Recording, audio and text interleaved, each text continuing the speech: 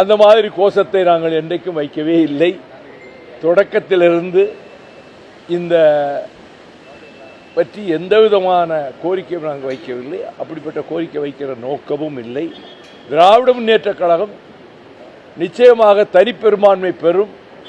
தனிப்பெரும்பான்மையோடு மீண்டும் இன்று தமிழக முதல்வராக இருக்கிற மாண்புமிகு தளபதி ஸ்டாலின் அவர்கள் முதலமைச்சராக 26க்கு பிறகும் பொறுப்பேற்பார்கள். திராவிட மாடல் ஆட்சி தொடரும்.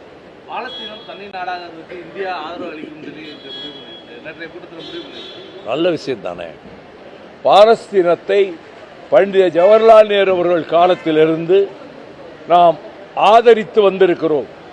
இடைக்காலத்தில் நரேந்திர மோடி பொறுப்புக்கு வந்த இந்த காலத்தில் தான் இஸ்ரேலின் உறவை அவர்கள் நெருக்கமாக்கி கொண்டார்கள். பாலஸ்தீனத்திற்காக ஐநா மன்றத்திலோ மற்ற இடங்களிலோ இந்தியா குரல் கொடுக்காமல் தான் இருந்து வந்தது.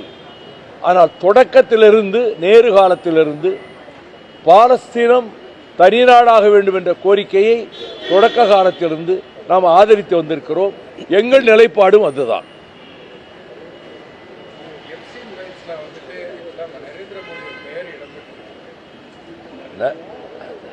நரேந்திர மோடிக்கு நாட்டில் நல்ல பெயர் கிடையாது. இப்ப அவர் ஏதாவது ஏற்பாடு பண்ணி பேர் வாங்கிடுவார்.